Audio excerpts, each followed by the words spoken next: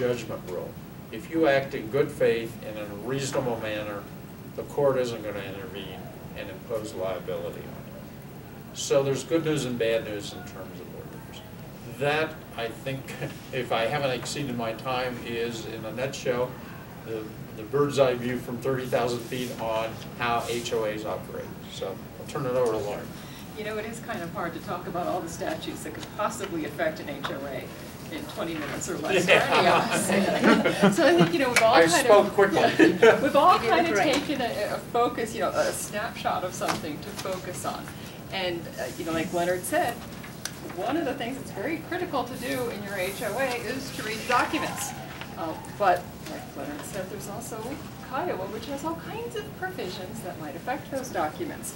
And so, you know, you've read your documents, wonderful. You know what's allowed under your documents, and you know what's not allowed under your documents, and you know that the association is responsible for enforcing those documents. Well, there's also a whole bunch of laws that interfere with the ability to enforce certain portions of those documents. And so that's sort of, I wanted to kind of alert, you know, whether you're board members or owners, to what some of those limitations might be on some of those topics, because some of them have been around for a really long time, and Kiowa is amended every year, and every year we get a new thing. Oh, the legislature has decided everybody has a right to do this now. So, but you might not necessarily realize that, and you're looking at your document, and it says no xeriscaping. Well, there are laws out there that interfere with that. But I wanted to start with fair housing, which talked about state laws that affect HOAs. Well, this is actually a state law. There's also a federal law.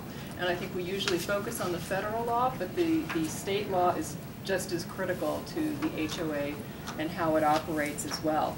But fair housing is different than the Americans with Disabilities Act. The Americans with Disabilities Act applies to public accommodations. Most HOAs are not public accommodations. There could be a clubhouse if it's used for a voting place. It could be a public accommodation, but typically we're looking at fair housing laws. And what the fair housing laws say, Colorado has a larger group of protected classes than under the federal statutes, but as an HOA, because HOAs in essence do provide housing services, even though it's not quite like an apartment, but it's still a housing provider as far as the government is concerned in that sense.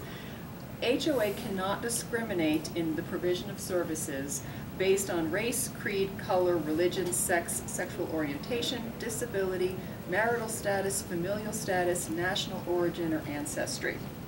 Now, the two that most often come up are disability and familial status. You know, when you see those pool rules about nobody under the age of 18 can use the pool, that right there is a violation of a familial status, because that 12-year-old kid that's a swimming champion can't go use the pool without an adult present. And so you need to be careful of age, any kind of rule that interferes with a child's ability to have full use and enjoyment of that home. There are certain legitimate safety restrictions that HUD will acknowledge, but not everything. So those rules, look out for any rule that is based on age. And then disability often comes up with the need to make a reasonable modification to the property, put in a ramp so that somebody can access their unit because they can't do the stairs any longer. And reasonable modification is a physical modification to the property. The other aspect is the reasonable accommodation. And that is making a change to any of your policies or procedures or your covenants. For instance, if you have a covenant that says no animals are allowed, or only dogs under 10 pounds are permitted, but you have somebody with a service dog, then I have yet to see a service dog that is 10 pounds or less. So this is going to violate the declaration. But the association is required to make an accommodation to allow that service dog to be present. Also comes up a lot in parking, and when associations have the authority over parking spaces, you'll often be required to designate a certain space as a handicapped space. So just be aware that anytime there's a disability or a familial status, like I said, those are the two that most often come up. Kiowa has a whole bunch of public policy concerns. And there are certain communities that even if they have a mandatory assessment, they are currently exempt they're currently exempt from a good portion of Kiowa, but even those limited expense communities and the very small communities that are exempt from Kiowa, the public policy concerns, they're not exempt from at this time. And I don't know if that's going to change under the bill that's in front of the governor or not, because that's not the one I've been following quite as much as some of the manager licensing ones. So this might change, but certainly if you're a Kiowa community, whether you're pre-Kiowa or post-Kiowa, and that just depends on whether you were created before July 1st, 1992 or after July 1st, 1992, these would apply to your associations. So we have limited ability to enforce restrictions that prohibit American flags or the flagpole. And for a long time, you would hear attorneys say, well, we're not banning the flag, we're just banning the flagpole. Well, associations can't ban either. Now, if you're in a condominium community, this doesn't mean that somebody could go put a flagpole in the middle of the common elements. They are limited to the window or the balcony, but whatever property that owner owns, the owner has the right to fly the American flag and with a flagpole. Associations can adopt size restrictions. You can require it to still meet the federal flag code. You can limit the size to a certain extent. Another one is the military service flag during times of armed conflict or war. That the flag has to have a star that denotes the occupant's service, and that's inside the window or the door. That's not necessarily on the flagpole. And it's at least 9 inches by 16 inches. There's size limits, but there's limitations on what we can limit on the size too. Everybody's favorite political signs, the legislature, when somebody comes and says, I can't put my 50 political signs in my yard, the legislature tends to respond and thinks that everybody needs to have their political sign. So almost so many communities have a restriction against signs. All signs except for sale signs maybe, well, political signs for 45 days prior to the election, up to 7 days after the election, owners can post signs on their lot, or if they're in a condo, in the window or on the balcony of the condo.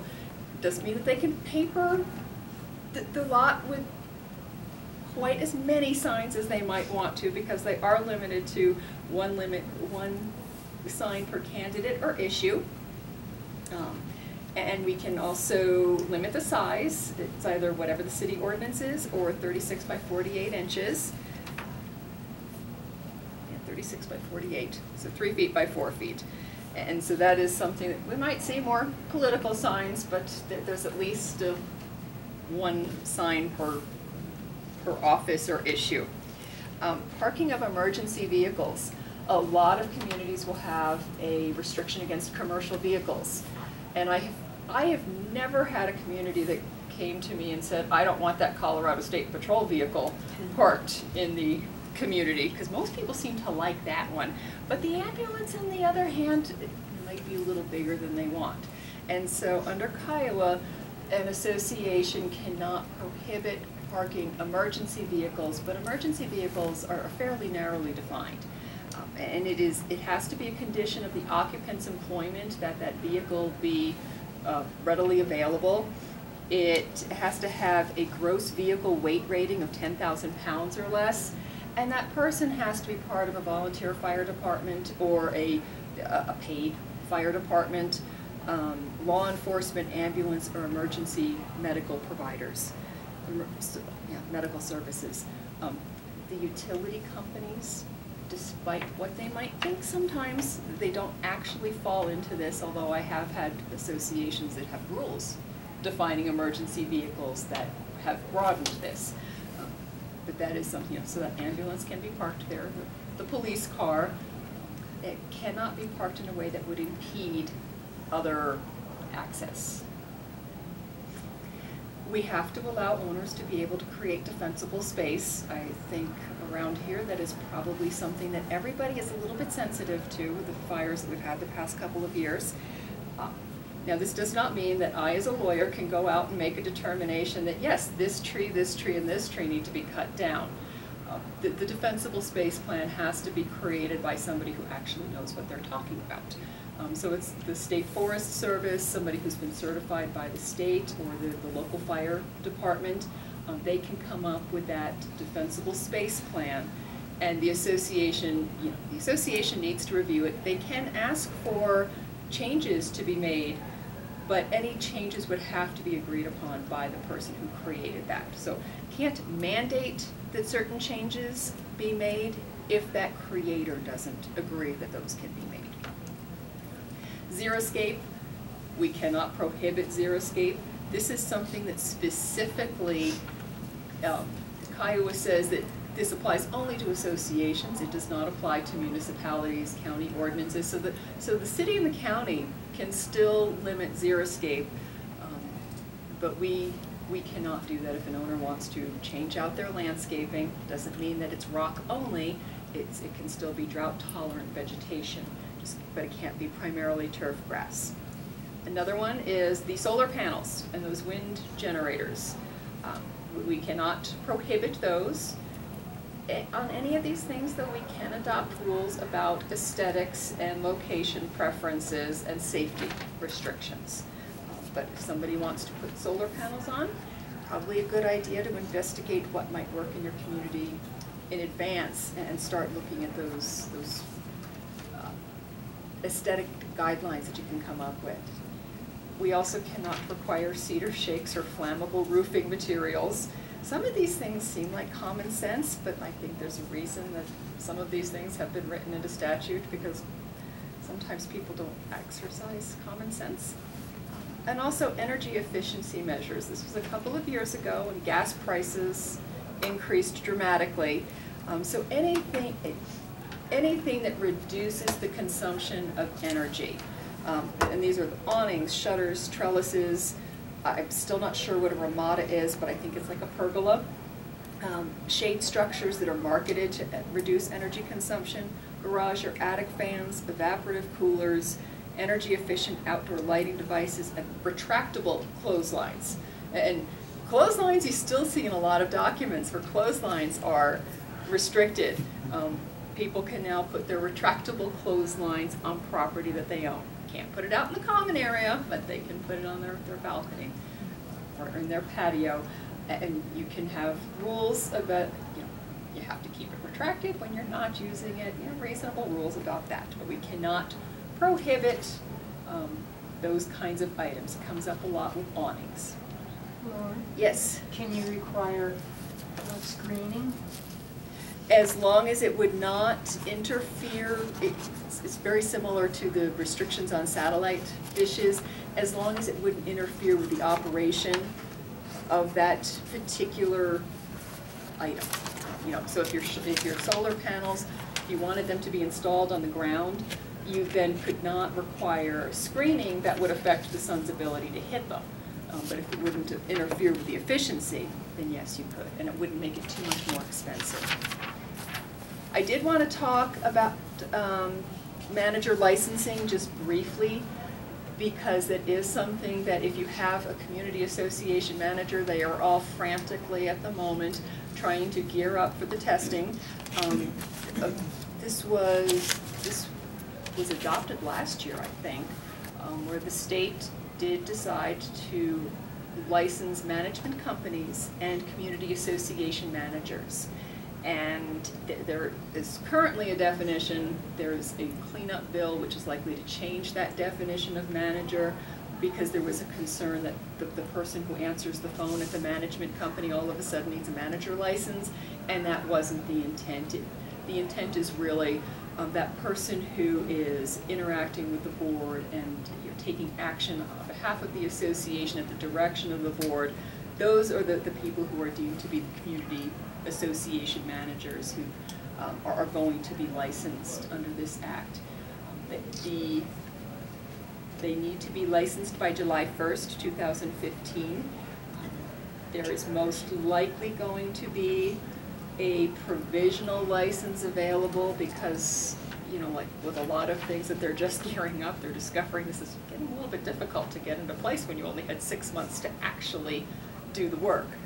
So there will probably be a provisional license, but your community association managers after July 1st, 2015 will either have a license or a provisional license, and that provisional license is good through the end of the year, and there also probably be an apprenticeship, so that somebody does not have to all of a sudden decide that they want to be a manager, get licensed as a manager, and then decide if they like doing this.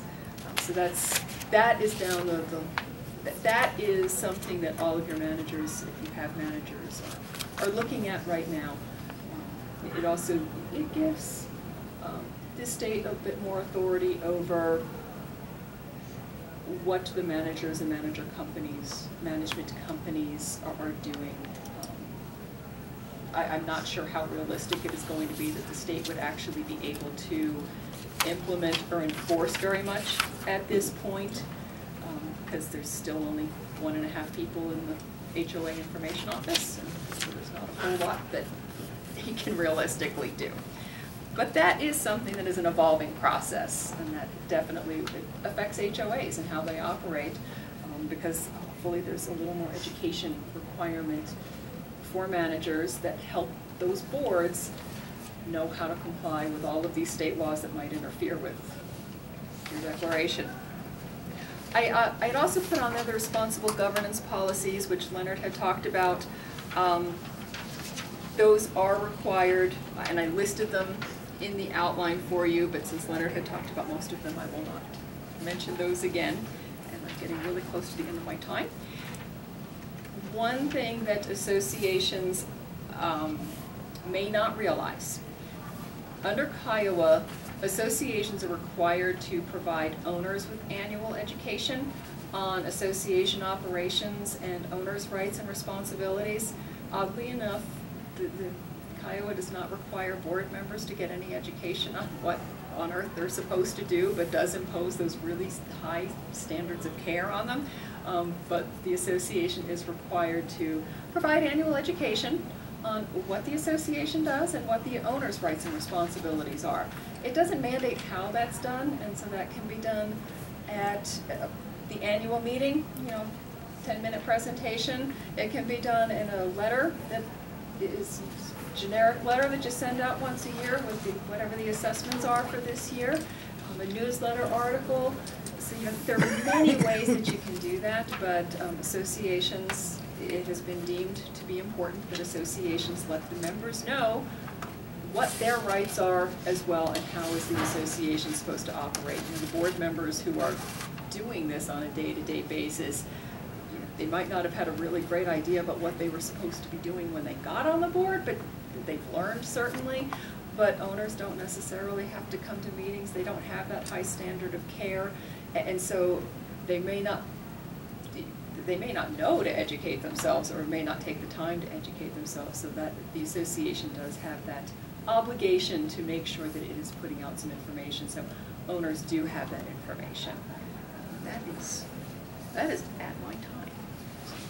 There are still a lot of other laws that we could talk about. But I open it up we can take questions. Maybe before we take questions, let's begin with Janice and go around. And if you just introduce yourselves and say what association you're with and all that. My name's Janice McLean. My company is Red Oak Associates. I manage homeowners associations. I specialize in single-family home areas, and I was up at Oregon Cabinet and Homes getting trained on the Kiowa yesterday and the Nonprofit Act, so I'm working on being licensed so that I'm available for that. Okay, Bruce. Bruce Hutchison with the Pine Cliff HOA, and actually my dryer broke last year, and I was hanging my clothes up. Was it retractable? Yeah. So it's really funny. Very common in China and Eastern Europe. Yeah, I think somewhere that's a difficulty in our HOA. But I'm with Pine Cliff Townhomes HOA, which is different from where Bruce is. I'm on the board. This is my 3rd year, and you're absolutely right. It's been totally consuming. It is like another job. I was press for a while, and then I just turned treasurer, and we're doing a huge re-roofing project, and it is quite an experience, let's put it that way. As I well know. Hi, I'm Stephanie Nauert. I'm not on the board, but I live in Falcon Estates. And I think, we have you on retainer, don't we? Well, Sort of, whatever. Larry came in, Larry Bagley lives in your Right, yeah, so. He's no longer president. Yeah, he's come talk to me a couple times over the years. Okay, and we talked on the phone Yeah, about a the single trash provider, yeah. I'm Chuck Nauert. I have the pleasure of living There you in Falcon Estates, and I will tell you, I'm a past president of the Homeowners Association, the most thankless job I've ever had. I would never do It's it. tough. I was on the board for probably 10 years before that. When you Yeah, guys I had managed to my- avoid it for 35 years, but it finally caught That's up what with I me. was listening Finally to, caught and up I'm with me. thinking, boy, she's right. I will tell you though, there's a lot of work that needs to be done with homeowners associations. Mm-hmm. I'm convinced that maybe one of the bills that I'll try to promote in the future is that we get paid at least minimum wage for all the hours we put in. Our I guys mean, are it's all just- volunteers. I mean, it's just, It's just, My name is Carolyn Medley, and I'm not on a board, but I'm a block captain in Peregrine. Mm. And we are dealing right now with this vacation home Mhm. issue. We just had an amendment election, which I'm assuming it's Kiowa that made us have to notarize and. Actually, it was probably your governing documents, because Kiowa does not require notarization of.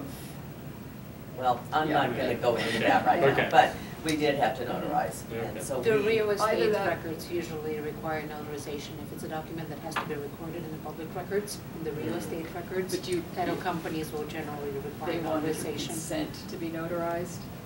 They wanted all votes Yeah. to be notarized. My guess is there's either something in your governing documents that requires that to be notarized, or there's a concern that something will be challenged. Oh, because that's- notarization is self-proving. In other words, it proves Carolyn signed Mhm.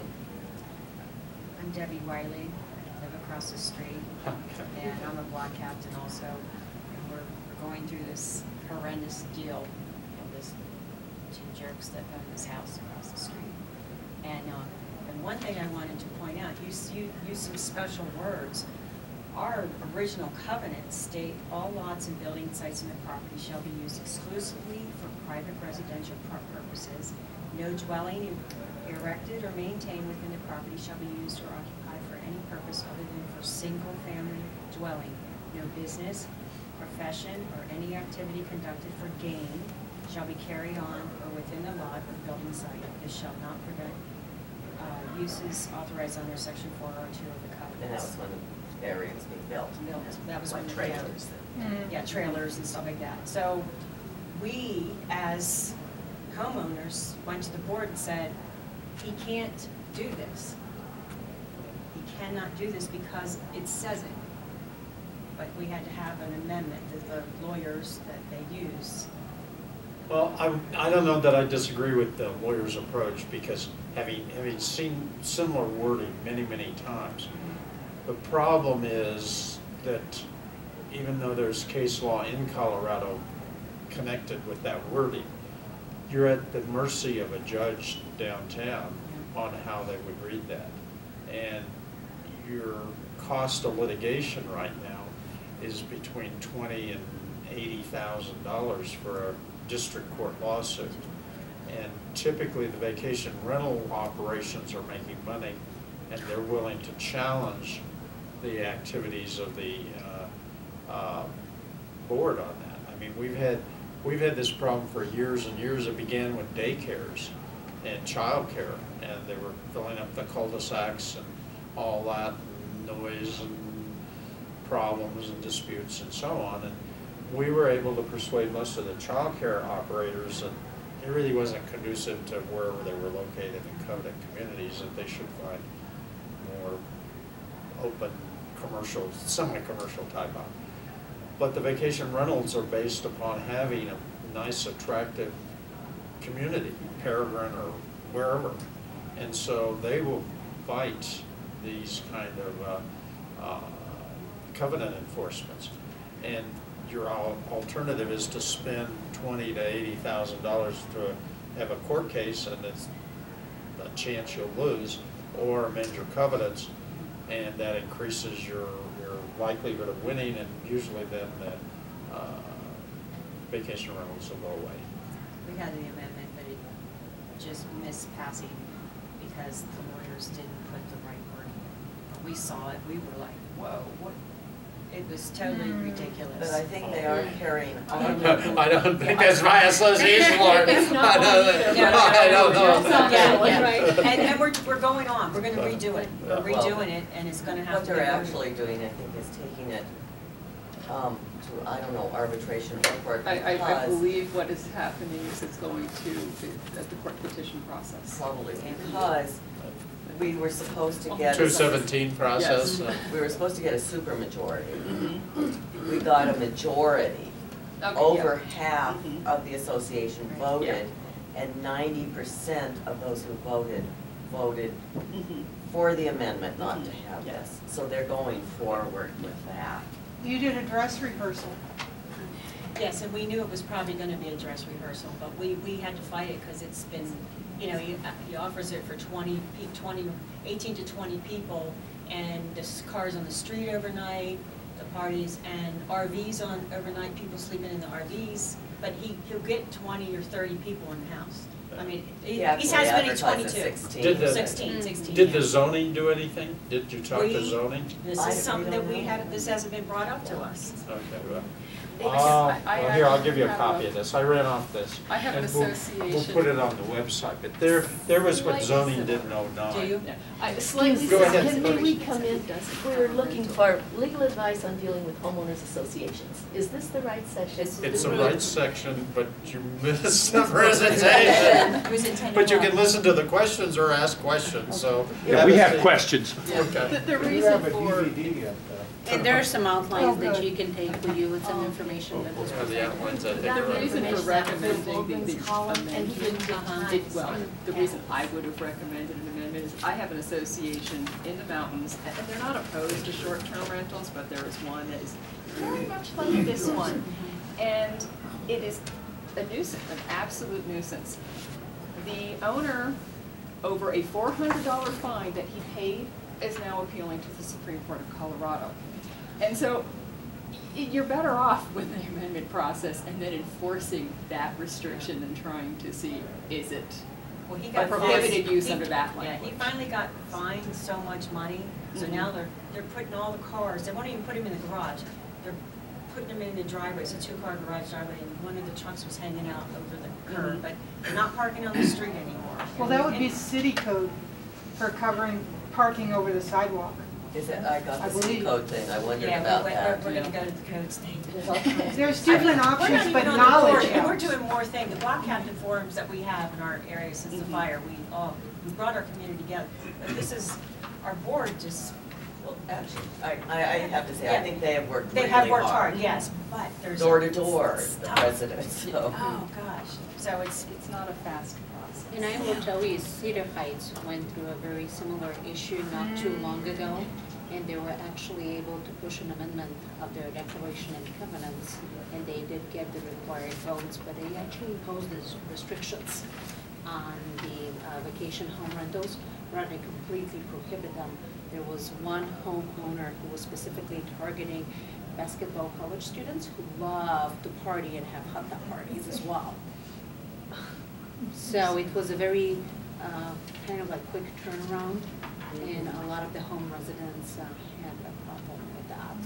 Does that begin to, though, cause, I don't know the legal terms, but case law that then you say, well, this organization was able to, to say no vacation. Precedent? Precedent, thank you. Yeah. It's not necessarily legal precedent, Oh. but it does give you um, It's a case by case. yeah, it gives you perhaps some more impetus and to go forward.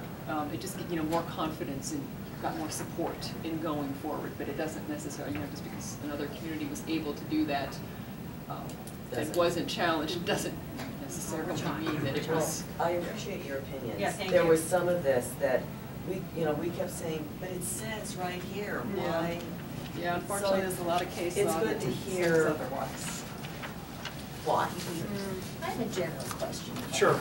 Okay, we live in an area where it's a voluntary homeowners association. And our dues are $25 a year. It's kind of loosey-goosey, but we have, these are covenants, I mean, they're quite specific.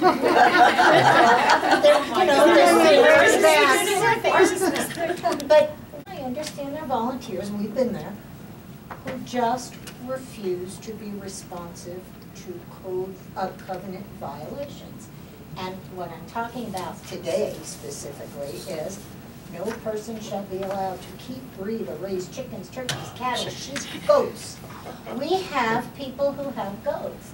And when we email the HOA, when we call the directors, when we do, they say, well, don't they have a fiduciary responsibility to enforce these covenants by saying, Mary, no goats, send them back? And the answer is yes, they do. Well, let me qualify. Or sometimes have to add a qualification. Because actually, this is one of the associations that'll call me up and say, why'd you say this at the meeting? There is a case called the LaRoche case, where the Colorado Court of Appeals recognized that in a mandatory association, the board of directors had a fiduciary duty to enforce the covenants and could be subject to damages. So if you were in an association that is where there's a mandatory board and you're paying mandatory assessments for obligations, and typically in the mandatory associations, there's something in the covenants that say you have the power, and the board has the power and duty to enforce the covenants. But even if they don't say that in mandatory associations, the LaRoche case says that there is a mandatory duty, fiduciary duty, to enforce them, and they may be subject to damages.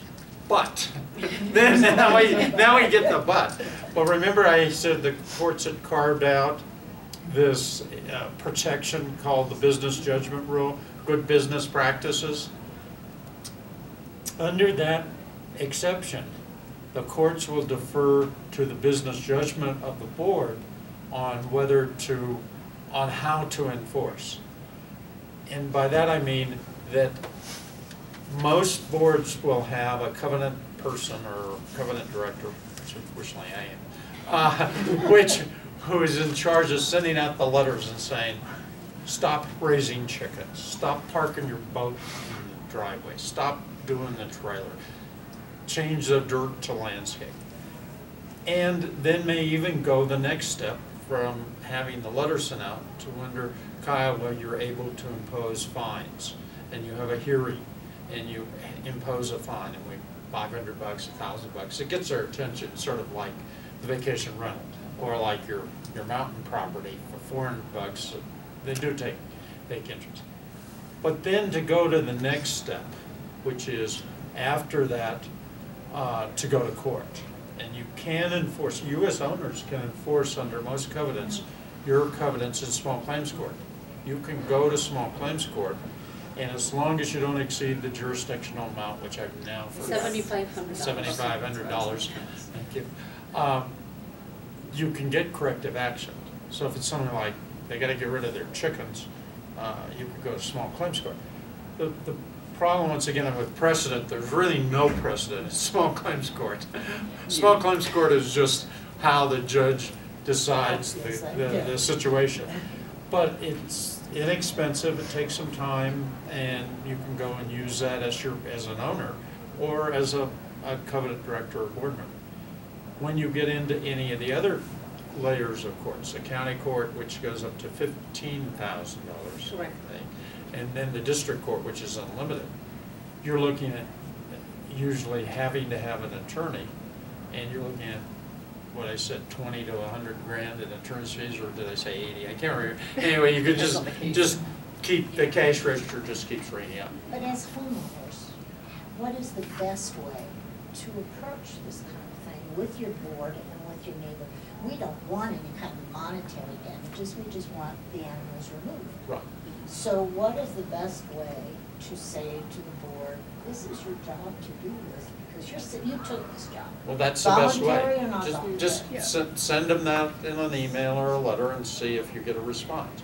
If you don't get a response, because it isn't a mandatory board, my advice is do like I did, volunteer to be on the board. And then get on the board and then say, we're gonna enforce against chickens. Chickens are my bag. The other thing you can do is just go to one of the board meetings and bring it up. You know, get a group. They've never done that. Been there. They're Okay, just, so we I'm like, just did make that. us the bad Yeah, guy, we I just don't did care, that. say Chuck and Steph don't want your goats in the Yeah, we That, have. that gets off on another issue that I have with all the, number of the older associations like Falcon and Falcon Estates or wherever. In the 40s, 50s, 60s, 70s, they didn't create mandatory associations that much. They did covenants, and they expected the owners to follow the covenants. If they said no chickens, there were no chickens. The entire ethos of HOAs have changed, and that by that I mean people in the 50s, 60s, and 70s would be embarrassed to violate the covenants by having chickens, and they would actually stop doing it. Now, in the new age of covenant enforcement, everybody's a victim, and so, you know, my chickens are my companion pets. My chickens are necessary for my children to learn egg production, 4-H. My chickens are a member of the family. You know, It's all about me, and actually I've not had the a community. chickens case. But anyway, what does that mean? It means that it's, where I was going with that is that I recommended to groups that have older covenants that you do a simple amendment and put in a mandatory association with dues. And I know it's hard because you can amend those covenants and that don't have mandatory association under the Evergreen Highlands case, which was that situation where there was a voluntary HOA and it didn't have mandatory dues. It was whoever wanted to pay, paid, and so on. And they amended their covenants and said, no, no, no. Every homeowner is a member, but every homeowner pays dues, and every homeowner is a member of the mandatory association. And so this guy said, wait a minute, I bought here, and there was, you can't force me to pay dues, you can't force me to be a member of the association. Colorado Supreme Court says, yes, they can. And so that I can answer pretty definitively. Yeah, because the. And I don't call it, provision- usually I don't call it mandatory associations, since that's politically incorrect. I call it all-inclusive community group, an all-inclusive association. So that we're bringing everybody in and everybody's together. Ours go with the property, they're recorded. Right. It's an HOA with covenants with all that. Yeah. It's voluntary to serve on the boards and everything. It's also voluntary to pay dues. But You need the I think it's all-inclusive voluntary, assessment then you have a obligation. voluntary association and not a all-inclusive association. So then And you're we've done looking at, all-inclusive associations in, well, I'd say about 3 or 4 instances, in Arundel, and we've never gotten Pine Cliff. Pine Cliff, we've talked about for years. So. Anyway, yes, we'll just start over here and we'll go around. We have a,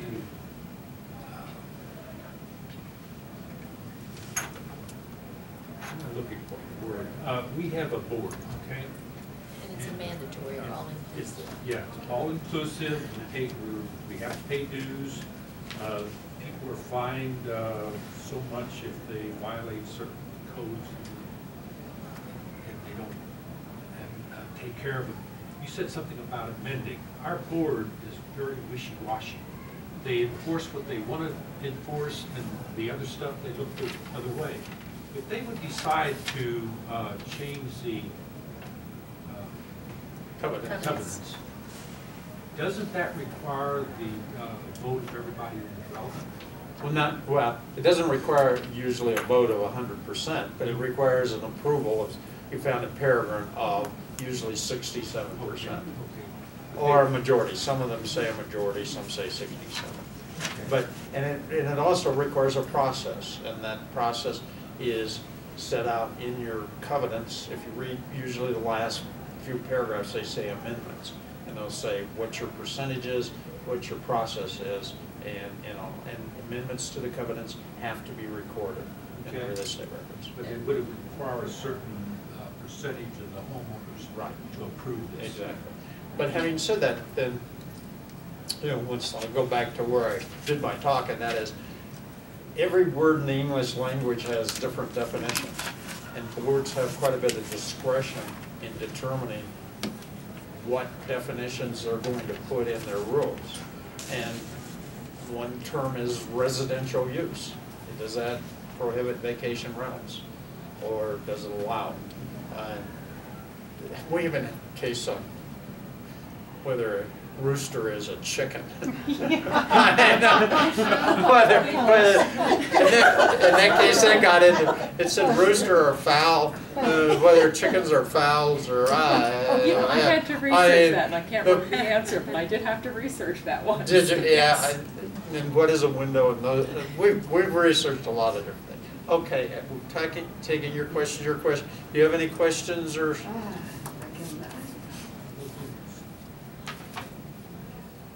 One quick one, a notice of, we have a special assessment going out for our roof. Okay, so special assessments follow the same procedures as annual assessments. Usually not. Once again, you have to read your documents. Yeah. But typically a special assessment, it can be only for a particular purpose. Correct.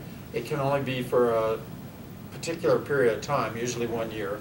And it can only be approved at a meeting which has approval by the owners of a certain percentage. And typically it requires that there be an actual meeting to approve that special assessment